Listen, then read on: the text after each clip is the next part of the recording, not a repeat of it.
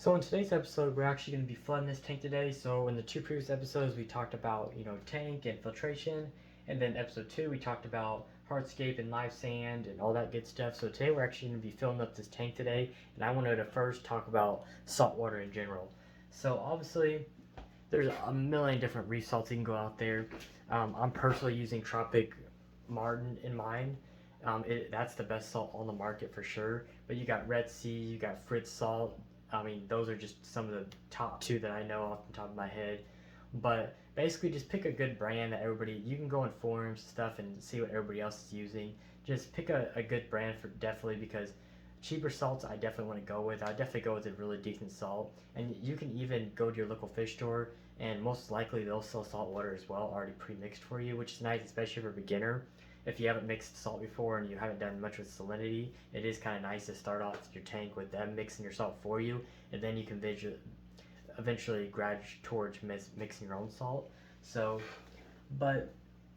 yeah, like I said, the salt I'm using here is Tropic Martin, which is again the best on the market. It's the cleanest salt, so I really like that. And some salts also you have to watch for. Some have more nutrients than the others for corals and stuff. Some salts are meant for fish only setups, so just watch out for that. But if you're doing a reef tank like we're doing here, definitely look for a reef salt. But yeah, so salinity wise, so basically in a reef tank, salinity is the amount of salt that's in the water. And so you might see it in, basically we usually go by ppm, which is, so in a reef tank, the average salinity we usually go for is about 35. Again, sometimes each tanks are different, but 95% of the time, everybody does about a salinity of 35 ppm, which is what we go for. Maybe a little bit lower than that, maybe about 34. So 34 to 35 is about perfect salinity for a reef tank. And now the way to measure salinity, there's a million ways to read salinity, but the best way I think right now is the Hannah checkers. Now it's one I'd recommend because it's a little more money, but they're also way better. I mean, literally with a click of a button, you put it in the tank, and within seconds it tells you salinity. So this is definitely an equipment that everybody should have that I'd recommend. I mean, I wouldn't mess with anything else. I would definitely get a Hannah salinity checker. Now, even if somebody else is mixing your salt, like your local fish store, I'd still get one of these, because you still want to be able to check what your salinity is at home of all times, because it could potentially raise up or go super low. So you just want to make sure that's right. And plus, when they mix your salt, it's kind of good to, when you get home, maybe check what the salinity is, make sure they're doing their job too. So I definitely recommend that.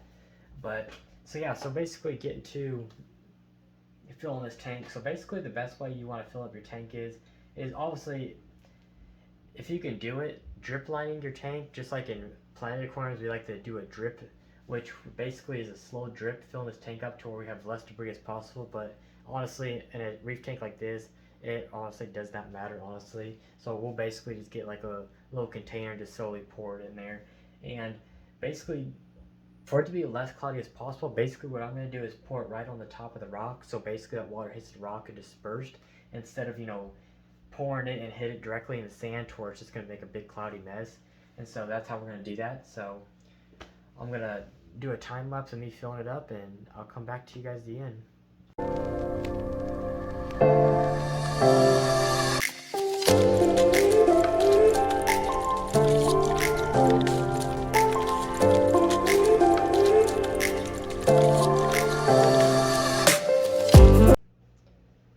So after that time lapse, as you guys saw me filling it up, it's up and running now. I got the lights on just to show you guys a little bit. Obviously it's pretty cloudy from filling it up, but it looks worse on camera. It's actually pretty clear for me, just literally dumping in there pretty fast. Obviously I was just trying to get it in there for you guys, but yeah, it looks pretty good. But so yeah, so hopefully in a couple days, not even that, it should clear up. Especially that filter socket will get all that cloudiness out of there real fast. Within probably next morning, it's probably gonna look pretty good. So one last thing I wanted to share in this video was talk about more on saltwater itself. So the last point that I wanted to make that most people don't realize when they first start out is when salt water, obviously every tank evaporates. That's what it is. When you have lights on there, it's just going to evaporate. Water evaporates. That's just kind of how it is. So when water evaporates out of a reef tank, the water evaporates, but the salt doesn't. So what that does is it leaves the salt behind, which raises your salinity. So every time your tank evaporates, your salinity is just going to go up. So what we have to do is, that's why it's good to get a salinity checker, because this will be a daily thing pretty much. I mean, you'll have to watch your tank, your personal tank, to see how much it evaporates and how fast it does. Everybody's going to be different. But basically, you just need to make sure every day what your salinity, and if you need to top it off with RO, and that's another important thing, is use RO only.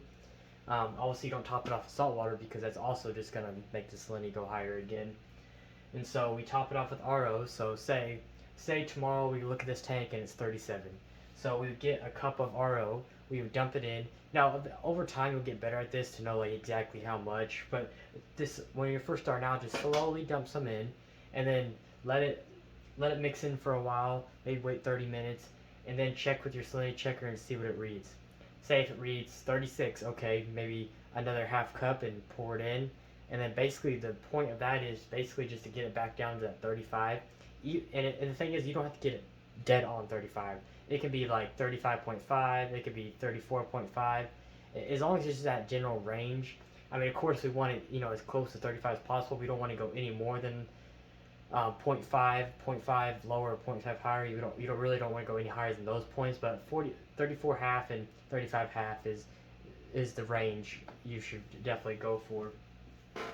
But other than that, the next episode, I think we're going to be discussing lighting and options for that. Obviously, we're doing a reef tank series, so I'll be discussing all kinds of reef tank lights, what's the best, obviously what we're using on this tank, and all that good stuff. So yeah, I'll see you guys on the next episode.